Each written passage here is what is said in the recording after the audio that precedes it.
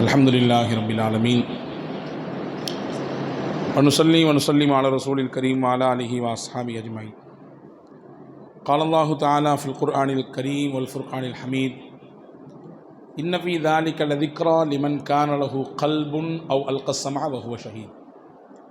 கண்ணியத்துக்கும் மரியாதைக்கும் உரிய சகோதரர்களே, பாசத்திற்குரிய மூமின்களே, புனிதம் நிறைந்த இந்த ரமலானுடைய மாதத்திலே சற்றேறக்குறைய குர்ஆனினுடைய நிறைய ஜுஸூக்கள் ஓதப்பட்டு விட்டது.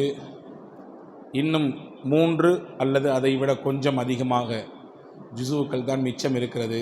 வல்ல அல்லாஹ் அதை ஓதுவதற்கும் அதிலே உள்ள செய்திகளை கேட்பதற்கும் காது தாழ்த்தி அந்த வசனங்களை செவியேற்பதற்கும் அல்லாஹ் நமக்கு தௌஃபீக் செய்வானாக. இன்று 5 அத்தியாயங்கள் ஓதப்பட்டது. சூரா காஃப், ஜாரியாத், தூர், நஜிம், கமர்.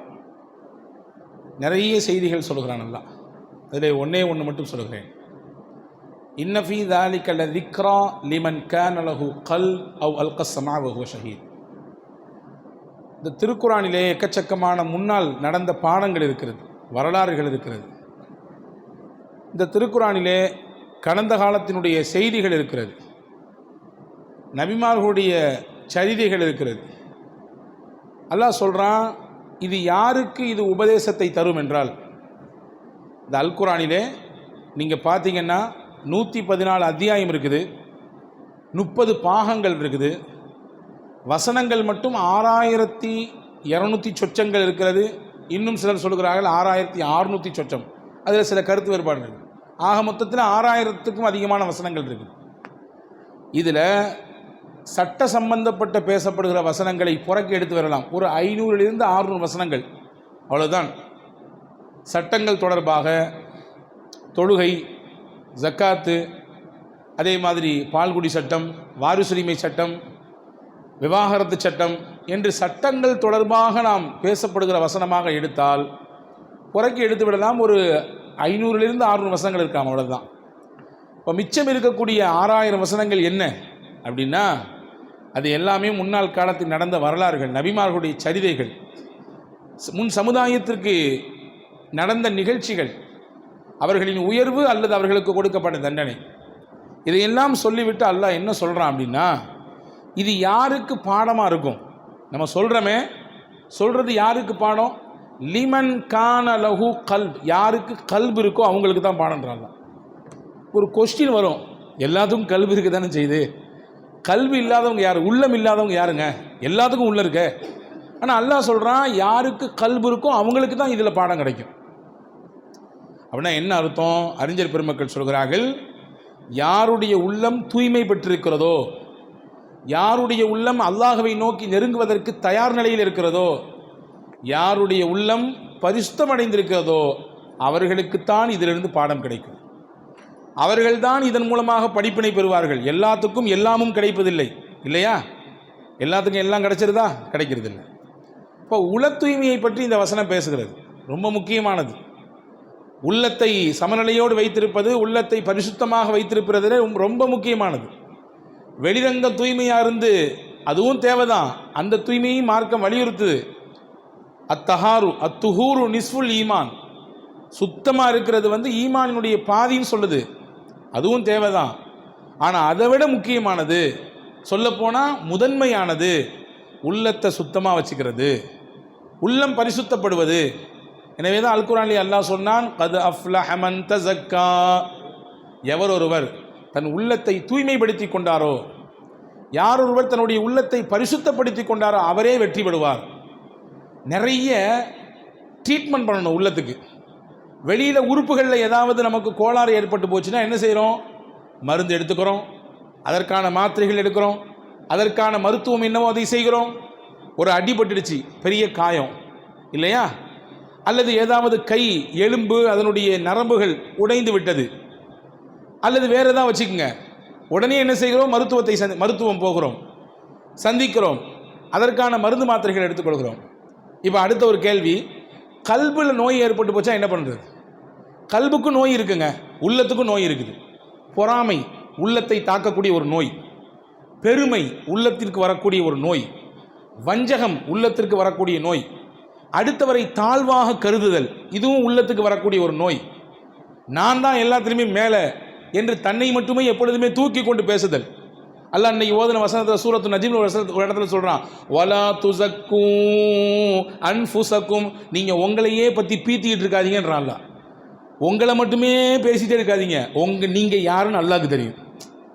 ஹுவ அஅலமு பிமனித்தகா, யார் இறைவனை அஞ்சி நடக்கக்கூடியவர்கள் என்பது அல்லாஹ்வுக்கு தெரியும். நாங்கள் எப்படி தெரியுமில்ல, எங்கள் பாவா எப்படி தெரியுமல்ல, எங்கள் பாரம்பரியம் எப்படி தெரியுமல்ல, எங்கள் ஊர் எப்படி தெரியுமல்ல, எங்கள் குடும்பம் எப்படி தெரியுமல்ல. நீ யாருன்னு அல்லாஹ்வுக்கு தெரியும். உன் கேரக்டர் என்னன்றது அல்லாஹ்வுக்கு தெரியும். உன்னுடைய செயல்பாடுகள் என்னன்றது அல்லாஹ்வுக்கு தெரியும். நீ உன்னையை பற்றி அவ்வளோ பெருமை பேசிக்க வேண்டிய அவசியம் இல்லைன்றான் அல்லாஹ். அன்பு சகோதரர்களே, இப்போ உள்ளத்திற்கும் நோய் இருக்கும், அந்த நோயிலிருந்து வெளியே வர வேண்டிய பொறுப்பும் கடமையும் நமக்கு இருக்கிறது. மூணு செய்தி மட்டும் சொல்கிறேன். இந்த 3 விஷயத்திலே நாம் கவனமாக இருக்கும் பட்சத்திலே வல்ல அல்லாஹு தாலா நம்முடைய சரி செய்வதற்கு அது ஒரு காரணமாக அமையும். பஸார் என்ற நூலிலே வந்திருக்கிறது, சௌபான் ரலியல்லாஹு அன்ஹு அவர்களுடைய அறிவிப்பாக வந்திருக்குது. மன் ஃபாரக்கர் ரூஹு ஜஸதஹு வஹுவ பரீஉம் மின் ஸலாஸ், யார் இந்த உலகத்தை விட்டு பிரியும் பொழுது 3 விஷயத்திலிருந்து நீங்கி இருக்கிறாரோ, அல்லாஹ் சொன்னா வஜபத் லஹுல் ஜன்னா, பெருமானா சொன்னார்கள் அவருக்கு அல்லாஹ் சொர்க்கத்தை தருவான். இந்த உலகத்தை விட்டு மௌத்தாகும் பொழுது 3 விஷயம் அவருக்கு இருக்கக்கூடாது. 3 விஷயத்தை விட்டு நீங்கி இருந்தால் அல்லாஹு தஆலா அவருக்கு சொர்க்கத்தை தருகிறான். என்னதெல்லாம்? ஃபர்ஸ்ட் ஒன் என்ன? மீனல் கிபிர், பெருமையிலிருந்து நீங்கி இருக்கணும். பெருமை இருக்கக்கூடாது. நான் பெருமைப்படுறதுக்கு எனக்கு என்னங்க இருக்குது?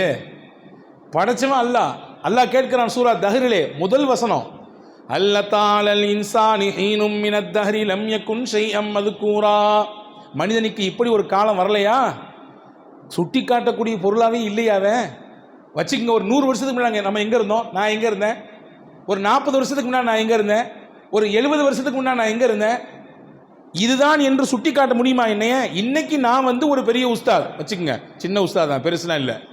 நான் இன்னைக்கு ஒரு பெரிய முதலாளி, நான் இன்னைக்கு ஒரு பெரிய படித்த பட்டதாரி, நான் இன்று ஒரு பெரிய தொழில் நிறுவனத்தினுடைய அதிபர், நான் இன்னைக்கு ஒரு பெரிய சொத்து பத்திரை ஆளக்கூடியவன் வைத்துக் கொள்ளுங்கள்.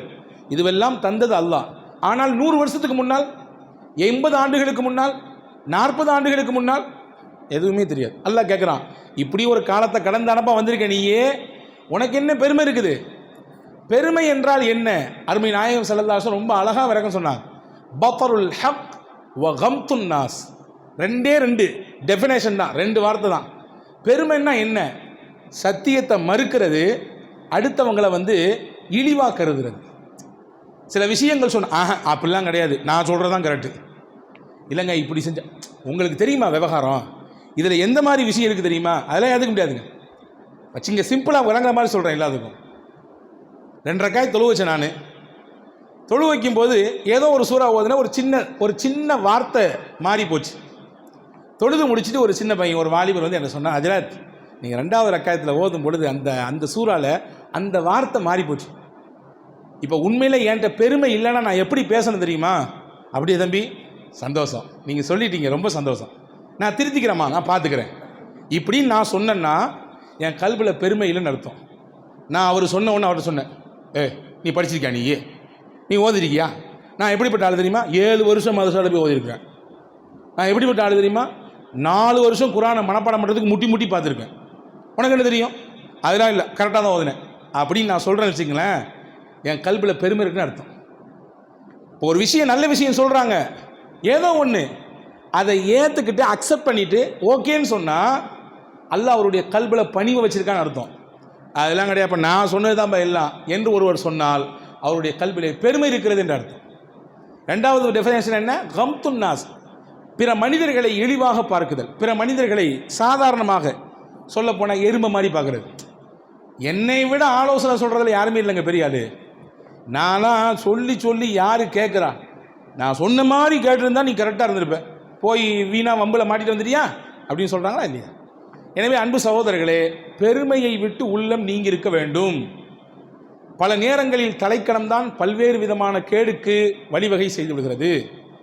இப்லீஸ் ஆகட்டும், ஃபிரவுன் ஆகட்டும், நம்ரூத் ஆகட்டும், காமான் ஆகட்டும், காரூன் ஆகட்டும், இவங்க எல்லாமே அழிஞ்சு போன எதுக்கானு தான், அழிஞ்சு வம்பா போனது இந்த பெருமைன்ற இந்த முசீபத்தினால தான் வம்பா போனான்.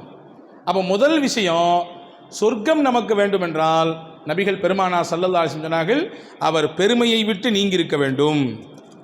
இரண்டாவது பண்பு என்ன? அந்த மனிதரிடத்தில் என்ன இருக்கக்கூடாது? அல் குலூல், மோசடித்தனம் இருக்கக்கூடாது. பிறரை மோசடி செய்யக்கூடிய எண்ணம் இருக்கக்கூடாது. அப்படி அவர் செய்திருக்கவும் கூடாது. ஏனென்றால் மோசடித்தனம் இருக்கிறதே ரொம்ப பெரிய ஆபத்தானது. சொல்ல போனால் நாளை மறுமை வரை அவரை துரத்தி கொண்டே வரும். ரசூலுல்லாஹி ஸல்லல்லாஹு அலைஹி வஸல்லம் சொன்னாங்க, இந்த உலகத்தில் ஒன்றுமில்லை, ஒரே ஒரு ஜான் நிலம் அநியாயமாக ஒரு இடத்திலிருந்து ஒருவர் அபகரித்து விட்டார் அல்லது மோசடி செய்து விட்டார். ரசூலுல்லாஹ் சொன்னாங்க, அந்த ஒரு ஜான் இடத்துக்காக வேண்டி அவரை அல்லாஹ் எப்படி வேதனை செய்கிறான் என்றால் 7 பூமி வரை உள்ளே போய்விட்டு வெளியே வரும் அளவுக்கு அவரை அந்த இடத்தை வைத்தே அல்லாஹு தாலா அவருக்கு மோசடி செய்வான். மோசடி செய்ததினாலே அவருக்கு அல்லாஹ் தண்டனை கொடுப்பான் என்று அருமை நாயகம் ஸல்லல்லாஹு அலைஹி வஸல்லம் சொன்னாங்க. உமர் ரலியல்லாஹுடைய காலத்தில் நிறைய யுத்தங்கள் நடந்துச்சு.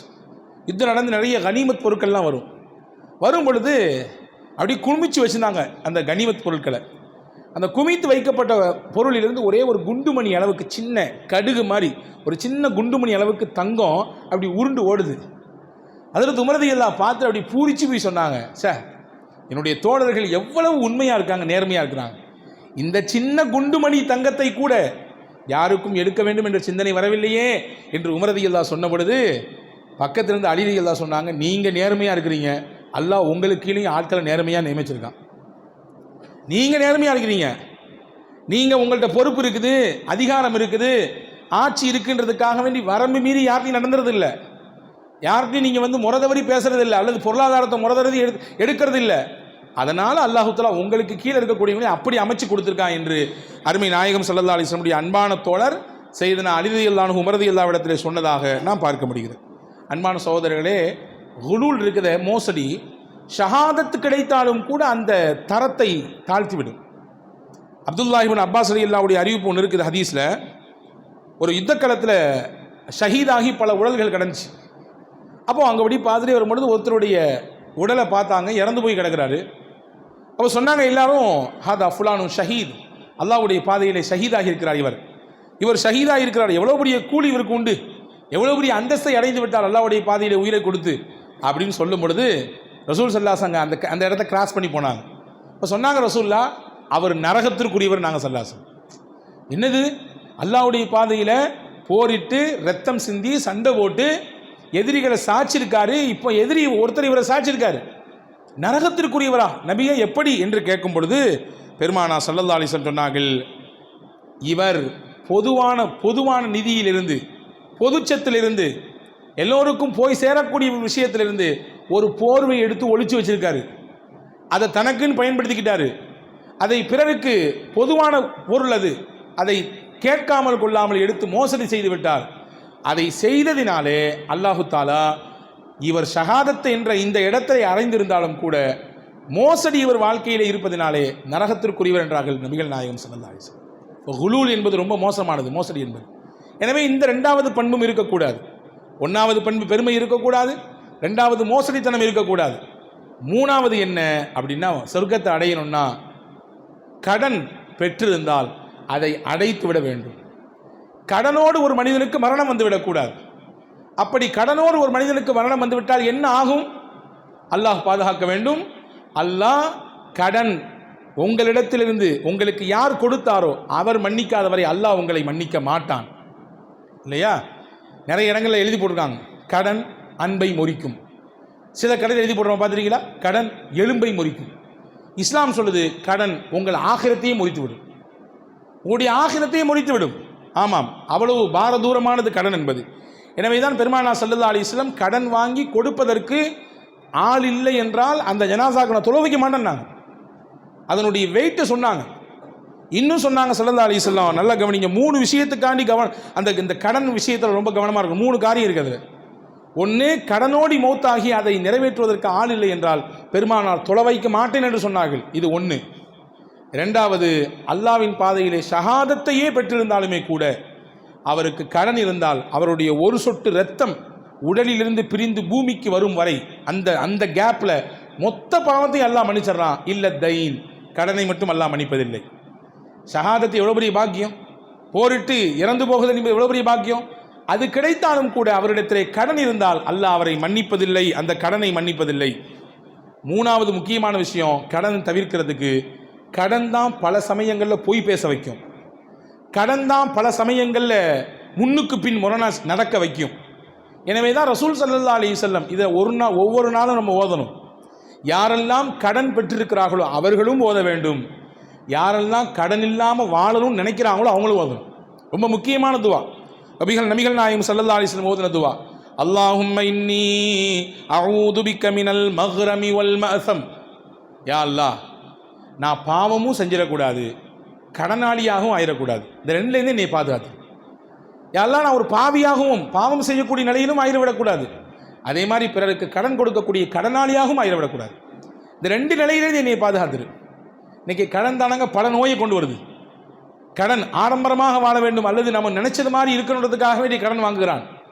கடன் அடைக்க முடியலன்றதுக்காக வேண்டி பல சமயங்களிலே மனம் விட்டு போய் நோயாளியாக நொந்து கொள்கிறான். இப்போ இந்த ரெண்டு எனக்கு வேண்டாம் அப்படின்னு ரசூலுல்லாஹ் கேட்டாங்க. சஹாபாக்கள் கேட்டாங்க, மா அக்ஸரு மா தஸ்தஈது மினல் மக்ரம். யா ரசூலல்லாஹ், இந்த துவாவை நீங்கள் அதிகமாக சொல்லிக்கிட்டே இருக்கிறீங்களே, கடனாளி ஆயிடக்கூடாது கடனாளி ஆயிடக்கூடாதுன்னு சொல்லி நிறைய நீ இந்த துவாவை திரும்ப திரும்ப ஓதுறீங்களே, என்ன காரணம்னு கேட்டாங்க. இப்போ ரசூல் சொன்னாங்க, இன்னர் ரஜுல இதா கரிம ஹத்தஸ ஃபகதிப வ வஅத வ அஹ்லஃப. ஒருவர் கடன் பெற்றால் பல நேரங்களிலே அவர் பேச்சு பொய்யாக மாறிவிடும். பேசுனா பொய் தான் சொல்லுவார், இந்தா தரேன்னு சொல்லிட்டு போவார், அடுத்து 4 மாதம் பார்க்கவே முடியாத ஆளை இந்தாண்டு திரும்பிட்டு போவார். எங்கே ஆச்சு, ஃபோன் போட்டால் எடுக்க மாட்டார், கேட்டால் ஒரு மீட்டிங்கில் இருந்தேன்பார், ஆனால் உண்மை இருக்காது. முசீபத்து போட்டானா இவனை எப்படி மொட்டையை போடுறது என்று யோசித்து கொண்டு இருந்திருப்பார் இல்லையா. பொய் சொல்லுகிற சூழல் ஏற்படும். கொடுத்த வாக்குக்கு மாறு செய்யக்கூடிய நிலை கடனாளிக்கு ஏற்படும். எனவே தான் நான் அந்த கடனிலிருந்து அல்லாஹ்விடத்திலே பாதுகாப்பு தருகிறேன் என்று அருமை நாயகம் ஸல்லல்லாஹு அலைஹி வஸல்லம் சொன்னார்கள். எனவே அன்பான சகோதரர்களே, இந்த 3 நிலையிலிருந்து நம்முடைய கல்வை, நம்முடைய சிந்தனையை நாம் மாற்றிக்கொள்ள வேண்டும். இது நம்முடைய உள தூய்மைக்கு ஒரு வழியாக இது இருக்கும் என்பதை நாம் கவனத்தில் கொள்வோம். வல்ல அல்லாஹ் அப்படிப்பட்ட சிறந்த சிந்தனையோடு வாழக்கூடிய நல்ல தௌஃபீகை உங்களுக்கும் எனக்கும் எல்லா மக்களுக்கும் வழங்குவானாக. ஆமீன். பி ஹக்கி சய்யிதுனா முஹம்மதின் வாலிஹி வஸ்ஹாபி அஜ்மைன்.